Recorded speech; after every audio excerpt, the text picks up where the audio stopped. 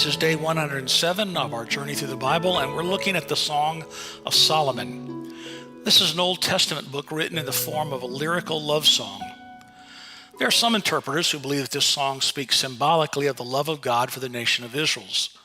Others insist that it should be interpreted very literally as a healthy expression of romantic love between a man and a woman. No matter how the book is interpreted, it is certainly one of the most unusual in the Bible.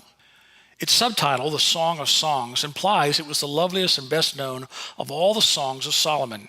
The Song of Solomon is a brief book of only 8 chapters, but in spite of its brevity, it has a complicated structure that sometimes confuses the reader. Several different characters or personalities have speaking parts within this lyrical poem. If you note the identification lines, at least some translations include, it will be a help. If you may just read the text, it will also make that clear. The 3 main parties with speaking parts in this long poem are the groom, King Solomon, the bride, a woman referred to as the Shulamite, and the daughters of Jerusalem. These women of Jerusalem may have been royal servants who served as attendants to Solomon's Shulamite bride. In this love song, they serve as a chorus to echo the sentiments of the Shulamite, emphasizing her love and affection for Solomon. In addition to these main personalities, the brothers of the Shulamite bride are also mentioned in the poem. This beautiful love song falls naturally into 2 major sections of about equal length: the beginning of love in chapters 1 through 4, and the broadening of love in chapters 5 through 8. In the first section, the Shulamite tells about Solomon's visit to her home in the country in the springtime. She also recalls the happy experiences of their courtship when she visited Solomon in his palace in Jerusalem. She thinks about the painful separations from love during this time, as well as the joyous wedding procession to Jerusalem to become the king's bride. Solomon also praises his bride to be in a beautiful poem on the magic and wonder of love in chapter 4. In the second section of the book, the love of the Shulamite and Solomon for each other continues to deepen after their marriage.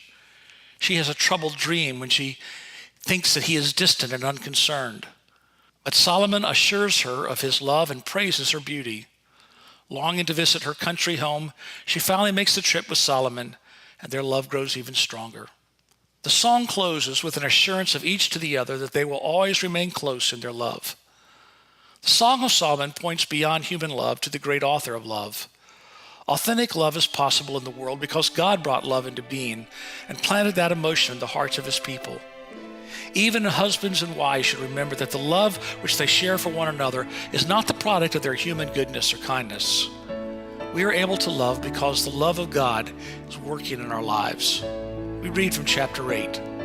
Set me as a seal upon your heart, as a seal upon your arm, for love is strong as death, jealousy as fierce as the grave.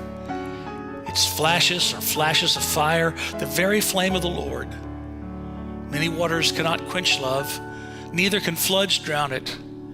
If a man offered for love all the wealth of his house, he would be utterly despised.